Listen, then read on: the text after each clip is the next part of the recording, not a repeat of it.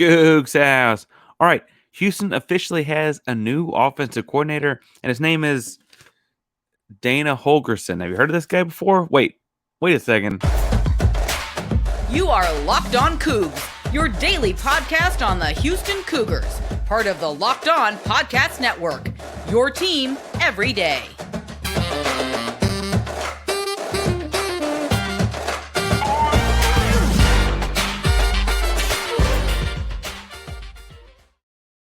Welcome to Locked On Cougs, daily podcast about your Houston Cougars. I'm your host, Houston-born teacher and coach Parker Ainsworth, here to break down all things Cougs. If you're a U of H fan or just a hater who can step by, please be sure to subscribe down below. That way you get the latest on the Cougs in your news feed each and every day. We appreciate you making Locked On Cougs your first listen of the day. Welcome back to the YouTube channel. It is good to see you again. Obviously, we're going to talk a little bit about football and the Dana Holgerson news out of the football program. If that's not your jam, obviously we're doing a giveaway every 250 subscribers. At 750, we're going to give away one of those Galen Robinson Letterman jackets. You do need to be commenting on videos to win those. And I get that this is like basketball season to a lot of people, and football might not be your jam. So if you want to comment on the video below and don't want to talk about football after you watch the video, do watch the whole thing. Please give us a thumbs up when you get there.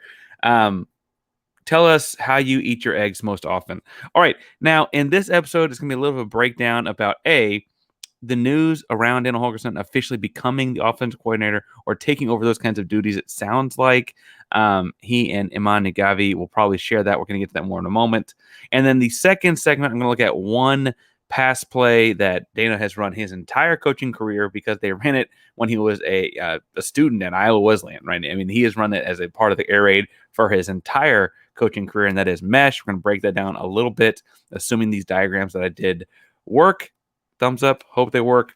And this third segment, we're going to look at my favorite RPO of Dana's and kind of see how that could translate very easily with Donovan Smith into something that they're doing with Naghavi, based on what Naghavi did at Tulane. Now, this is all experimental. I haven't ever done this deal. I'm going to throw up some graphics on what the play looks like. So for the audio audience, I'm going to talk through that. But in the visual sense, obviously it'll be on the screen as well. But first, before we get too far and too carried away, let's talk a little bit about the Dana Holgorsen news. Now, I was on the record when Shannon Dawson got stolen and taken by Miami that I wasn't necessarily that upset that Shannon Dawson got taken to Miami as offensive coordinator. There were obviously some holes in his play calling I had feelings about last season, let's say, right? Not explosive enough, not gambling enough, and frankly, it kind of felt like predictable. Didn't feel like we took defense off guard a whole lot until there was some sort of switch midseason, and they won't say Dana took it over, but he certainly seemed to have more of an impact there. He's Miami's problem now, and my biggest fear when Houston lost him to Miami was, okay, we lost him to Miami in mid-February. What's next? Like, the coaching carousel is come and gone. You're going to have to poach someone from somewhere else. The natural fit for a lot of people is Jake Spavital. And to be fair, Jake Spavital did just get the job at Cal, but he has been with Dana for a number of years. It was them in Houston, Oklahoma State, and West Virginia, and A&M. I think I got that right in the West Virginia bit. No, actually, West Virginia 2 different times. Good call there. But at all those places, as a primary quarterback coach or a GA working with quarterbacks, or as an offensive coordinator, he worked with some pretty strong quarterbacks. In his single year at Houston, he was there for Case Keenum, right? We agree it's pretty good. But also at Oklahoma State, Brandon Whedon, future pro, Geno Smith, obviously looks a lot better now than might have looked a year ago, but Geno Smith, right, when he was at West Virginia. And then at A&M, he worked with a guy named Johnny Manziel. There's a couple of guys that Cal and stuff like that I guess ended up going pro. But those being the kind of big names, I think Jake Spavital would have been a great hire to OC. He's very familiar with the system that Dana runs. They, again, work together at Houston, Oklahoma State, West Virginia, and A&M, because he does come back to West Virginia later before Spavital would go on to be the head coach at Texas State. And now he's the OC at Cal. So pulling him away from Cal when he was just hired in December would be a little icky. But that, I think, was the one people wanted. And frankly, had they not been able to pull Spavital away from Cal, this thing could have gone downhill in a hurry. The reason offensive coordinators stay on their butt in mid-February is because they don't get a job, right? So like getting one of those guys probably wouldn't have been the best move. Dana taking this thing over, I think feels more comfortable. Plus, as many complaints as I've had about Dana Holgerson, the head coach, the offensive coordinator is brilliant, right? He's kind of flippant, he's kind of arrogant, and he kind of like is, no frills when it comes to talking to media, press conference, fans, etc. But he can call and orchestrate an offense. And so taking that back on, you hope brings back some of those same like dynamic offenses when he was like, when he was at Tech, when he was at Houston the first time, when he was at West Virginia, right? Some of those big time, high powered offenses that you could see happening. You kind of hope to see some of those again, right? Further, I think there are natural pairings with he and run game coordinator Eman Naghavi that he just pulled out of Tulane. Naghavi has been offensive coordinator in the past, and so I think the simple thing there will be that Naghavi will still facilitate run calls, and it'll be as simple as Holgerson will be on the field saying, "Hey, I got 11 personnel on the field. I need 2 yards. What run are we doing?" Right? Like, and having those kind of things ready. If Naghavi can have those kind of things set, and he's a former offensive coordinator, so I think he will. He also ran the run game theoretically at Tulane. I just don't know quite how their system works. I think those things all work in Holgerson's favor. My concern, I say I'm happy about this. So concerns are like loose, right? But all the concerns I had about Holgerson as a head coach, I'm only doubling down on when he has more things on his plate, right? Things like Houston being the most penalized team in football last year. How is he going to be holding guys accountable if he's also got to get a playoff every 40 seconds, right? There was the moment last year where he like went back and forth with the crowd because they weren't happy that he played for overtime 1 point. Like, that's fine, I guess, if you're like a player. I don't like it as a head coach, but I really don't like it as a guy who then has to turn around and start calling plays on the offense very quickly there, right? Like, that's not what I want to see out of that. He's already kind of flippant and like, oh, I did all I could do at moments with his head coaching job. I don't think you can have that as an offensive coordinator and a head coach because you got to like, that's all of a sudden I've done all I can do with a lot of different aspects of what's going on. The obvious thing I think like I can already hear Ryan Monso, who's Go Cougs, great reporter, but I can already see him talking about these like the expectations word that Holgerson was so upset that someone else put expectations on the program in the 2022 season when the program in the 2021 season went 12-2. Right, the program had expectations because they were good the year before, and Holgerson didn't like that idea of expectation and thought that was from an outside in thing. Well, the expectations will now be on he and his offense. It's directly impacting. Like, we can all see how that's performing. Whereas the head coaching, be like balancing act, lots of different things, special teams, managing egos, all those kinds of things, and the head coach. Now we can also see how the offense is performing directly. Now, I think Houston's offense is up to be very good next year. In the second segment, I'm going to look at mesh, the favorite pass play that Holgerson runs. They've always run some version of mesh at almost every stop he's been at, and it's effective, so we'll talk through that. In the third segment, I'll talk about one RPO that they've done in the past with running backs, and Clayton Tune ran it a little bit last year. A couple slight tweaks I think will actually match up very well with what Eman Naghavi did in his time at Tulane. I think all these things can sync up really well for an effective offense, assuming that the offensive line stays healthy, because they don't have a lot of depth. I like the starting five. They don't have a whole lot of depth there yet, so I'm hoping for some guys in the transfer portal in May, maybe change that up. Assuming all those things work, we'll talk about what the schematics look like in the second and third segments. But first, we got to talk about our delicious treat. That's right, Built Bar. If you're looking for a delicious treat and you don't want all the fat and calories, you've got to try a Built Bar. We just got through the holidays, and I know my goal is to eat a little bit healthier this year. And if you're like me and you want to eat healthier, but you don't want to compromise taste, then I've got just the thing for you. You got to try Built. With Built, healthy is actually tasty. Seriously, they're so delicious, you won't think they're good for you. Perfect for your New Year's resolution. What makes Built Bar so good? Well, for starters, they're covered in 100% real chocolate. That's right, folks, real chocolate. And they come in unbelievable flavors like churro, peanut butter brownie, and coconut almond. I'm not sure how Built does it, but these bars taste like a candy bar while maintaining amazing macros. And what's even better is that they are healthy. Only 130 calories, 4 grams of sugar, and a whopping 17 grams of protein for most bars. And now you don't need to wait around and get a box. For years, we've been talking about ordering your Built bars at Built.com. but now you can get them at your local Walmart or Sam's Club. That's right. You can head to your local Walmart today, walk in the pharmacy section, and grab yourself a box of Built Bars. You can have a 4-bar box of cookies and cream, double chocolate, or coconut puffs. If you're close to a Sam's Club, you can run and grab a 13-bar box with their hit flavors, brownie batter, and churro. Trust me and thank me later. That's Built Bars. If you do go to the website, go to builtbars.com/lockedon. Let them know that we sent you. All right. I want to talk a little bit in this segment about the offensive scheme that Holgerson's probably best known for. And Holgerson, I will say, is not quite an air raid guy, but he's certainly not a run and shoot guy. There's aspects of his delineation that feel like, oh, of course this guy was coached by Mike Leach and Al Mummy. And there's also aspects of him like, of course, he ran offense with Cliff Kingsbury. And there's also aspects of him like, of course, he worked with Kevin Sumlin. Like he seems to have a lot of stuff from all of his time in different places. Frankly, in the comments, if you're an X's and O's guy, tell me where you tie him the most to, because the more I study his offense and getting ready to talk about this tonight, the more I'm kind of not, I might have formally said air raid. I might have formally, like, I don't know where I would have been 48 hours ago, but in the last 48 hours and trying to mold together where I think this offense will be, I think it's more complicated than that, right? So I'm going to pull this up and I hope this works. There it is. All right, so the most commonly run play that Holgerson will do in his time at Houston is a mesh concept. Now, I drew up a mesh concept out of a simple 2x2 formation, so 2 receivers on each side, with what we call 11 personnel. So a tight end and a running back, 1 and 1. So 11. The first digit being the running backs, second digit being the tight end count.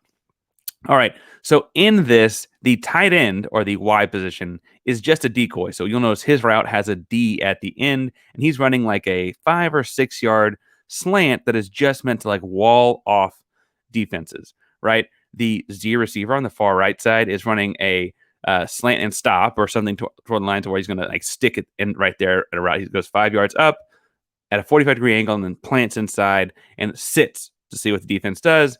The H on the backside is running a shallow or just dragging across the back of the defensive lineman as they're rushing. And then the tailback or the T is running a simple wheel route on the play side. All right. So what you got is a wheel route to the play side and the drag coming around. The first read of all reads is the tailback. If the tailback is open, you hit him right away because all action is going away from him, and you theoretically think your running back can run away from all guys trying to cover him out that far in space. If there's no one out there sitting on the tailback, hit him, hit him, hit him. I think it's really simple and easy to run. The interesting thing about the way that Holgerson run it is his check down route, the backside guy, the X, is traditionally for Holgerson, it's a check and chuck, right? And I say that I call it a check and chuck because if they're blitzing, you're assuming they're in man coverage because it's the most common way to run a blitz. And frankly, especially in a college defense, that's like the most easiest way to get after it, right? Hey, everyone gonna latch on. We're just gonna send the house after the quarterback, right? And what he's saying is that they're gonna like blitz, we're just going to chuck the ball deep and hope for a jump ball, right? Like we've got great receivers. We talked before about Houston becoming wide receiver you in a lot of ways. And so that backside, the blitz breaker, it's got a BB at the top of it because if they blitz, you just chuck it deep, right? You know that safety's got to be covering somebody else because he's in the blitz himself. You just throw the thing deep, hoping you get over the top there. All right. The way that this works best for Holgerson has traditionally been if they take away the tailback on the wheel route. Frankly, there would be times you watch where they don't. But if they take away the running back on a wheel route, what he ends up actually doing is coming back to the H or the number 2 receiver on the shallow drag because the 2 linebackers there are either going to get caught up in the wash with the tight end running vertical and then stemming across, right? And so they're going to run into a 6'4", 250 size guy, right? Think about how big Christian Trahan was. That's the kind of guy they're going to run into if they're trying to trail the backside of the H receiver. Further, if it's going to be the lone guy matched up with covering him, you're assuming you're getting outside leverage there from a run fits perspective, right? That's an X's and O's thing as well. But if you have outside leverage there, you're going to have to trail the H. You're assuming your receiver is faster than their linebacker or down safety, and especially when he knows where he's going and that kind of thing. Now, if, let's say, a linebacker bails underneath the tight end or something and tries to go cut off the number 2 or that safety sitting out there kind of at the middle of the right hash in this cover 2 scheme or cover 4 scheme with 2 high safeties, is dropping down and trying to take away that. That's why you have the Z sit down in the bubble there, right? So that's 1, 2, and 3, and that's all the play side. You tell this tight end that you're going to do some things to get him the ball eventually, and you can do some things where you actually turn the Z receiver into a true post and do a little whip route with the tight end, and he kind of trails the H in a cool way that would do some interesting stuff.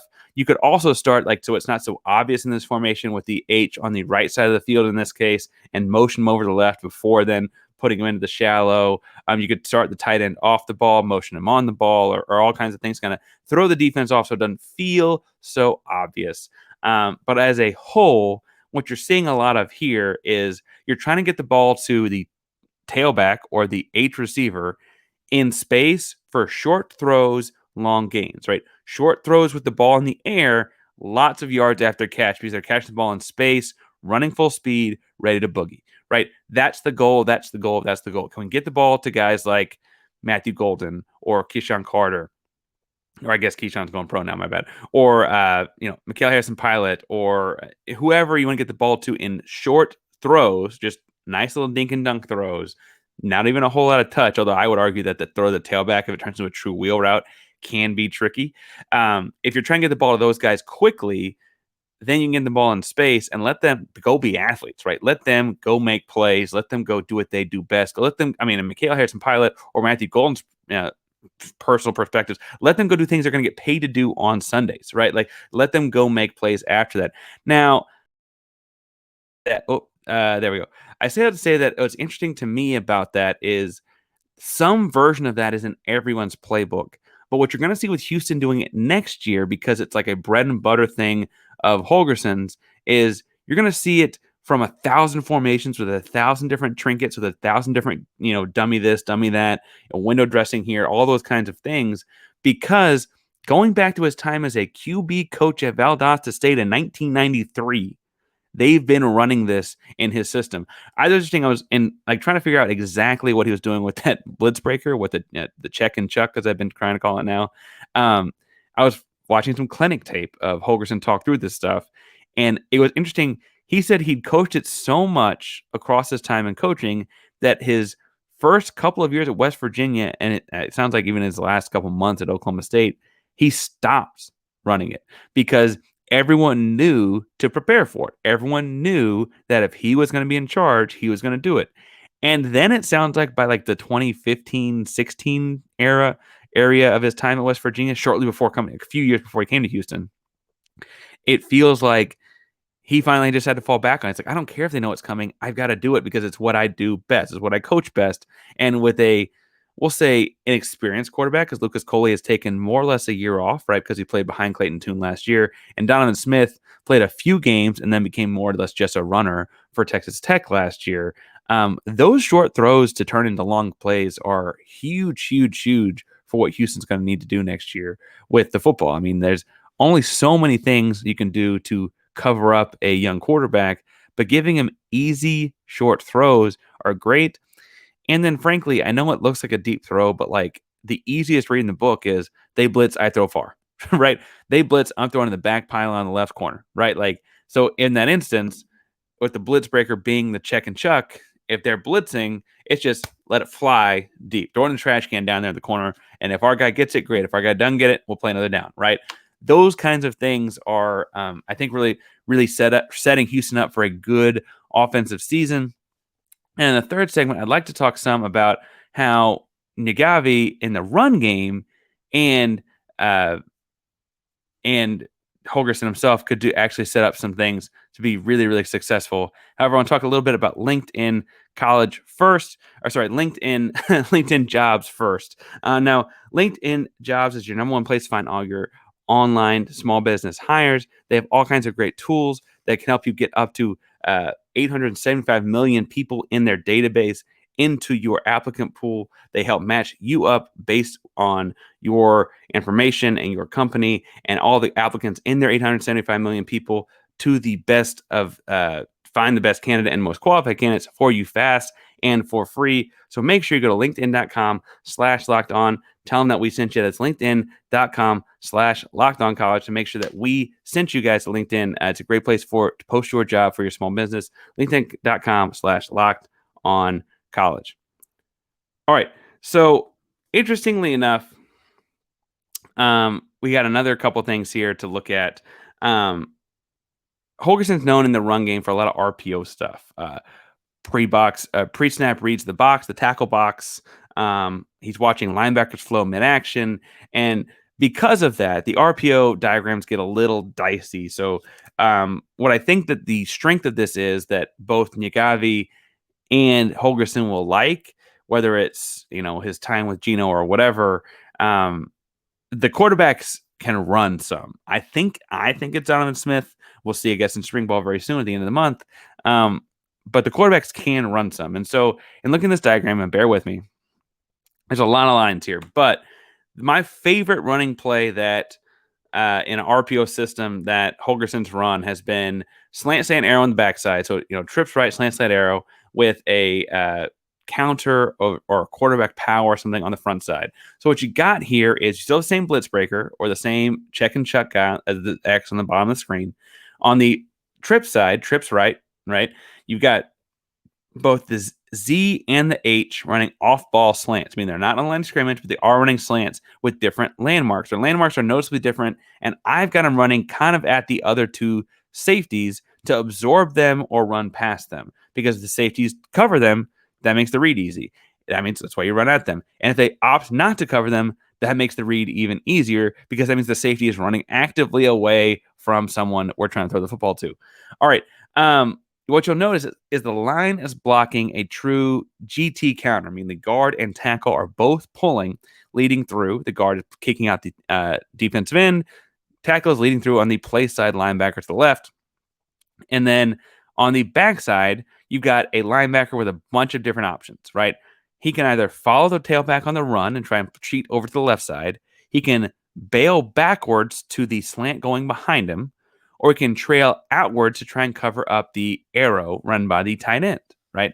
Now, this might not be a Christian Trahan side, and this might be the time you go for true wideouts, but I digress. That puts him in a bind. The quarterback's first read is, does that linebacker play the run? Does the number one linebacker there play the run? If not, you hand it every time because you've got 5 guys blocking 5 guys. If they just stalemate, you win the play, right? And that's what you do on the first instance. Now, if he plays run like he should, you quickly then throw your eyes to the number 2 linebacker, the guy lined up outside of the Y over there. And that's a run fit why I have him lined up over there. But you would throw your eyes over there to number 2 receiver or 2 tight end and saying, what does he do? Does he sync with one of the slants? Does he play the Y? How does he play the slant arrow to his side?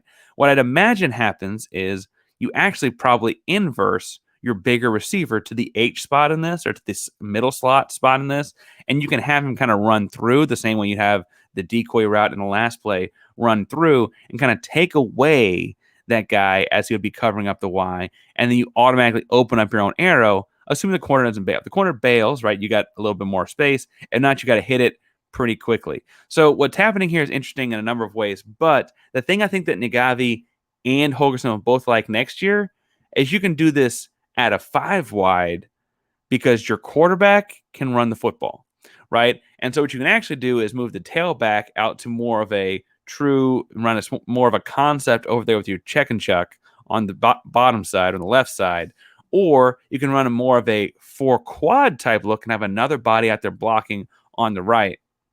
What I imagine is more common, it will be 3x2. However, the more fun way to me is actually let the tailback lead block and get the quarterback an extra blocker through there, because then you even have the safety accounted for. If the safety tries to fit in on run on the front side, and then suddenly you've got an advantage all the way across the board. Having a running quarterback really opens up a lot of things in this instance. And frankly, assuming, because we know Naghavi, as I mentioned in the Naghavi preview episode, it's been a few weeks ago now, when they hired him, he likes 11 and 12 personnel. He likes the 1 and 2 tight end or H-back type of sets and, only 3 receivers in the field. And so what I could see happening is you could pull a tight end a little bit tighter and do some more stuff with it. But I do think you can run the same kind of personnel that he likes out there. What he might be more of a fan of is something more like this, where you run more of a zone look out of it, right? So the zone look, you have a couple of double teams on the offensive line. The left tackle is taking the left defensive end. The left guard and center are taking their size defensive tackle and working up to their size linebacker. The right guard and right tackle are taking their size defensive tackle and working up to their size linebacker. You'll notice that leaves one defensive lineman unaccounted for. You've now changed your read spot a little bit from a linebacker to a lineman, but that's kind of more what Naghavi does. Outside of that, a lot of this feels the same, right? So the handoff to the tailback is as simple as if that number one, the defensive end, stays home, you hand it. You've got 5 guys blocking 5 guys. They just got to win their blocks, right? If number one, the defensive lineman, the defensive end, trails the play, you've got 6 guys and you only got 5 guys to block, quarterback pulls it. That's when he gets out in the flat there and he has the tight end or the Y out on an arrow. He has the H running the slant behind him, and you really read the number 2 or that linebacker to see kind of where you play on that. Obviously, you also have the Z running behind it, and if some safety cheats down and try and take away the first slant, you got the slant behind him for a home run. And then, like always, with Dan Holgerson, you got the check and chuck on the backside. Now, again, if we were to try and modify this for a running quarterback, the fun thing to do here would be to actually do more of a traditional, like almost a QB draw kind of read out of it, where you have the some sort of a route coming from your tailback. And in that instance, suddenly you're looking at a lot more kinds of optionality at your quarterback because there'll be that much more of a complex read on what the defense is doing.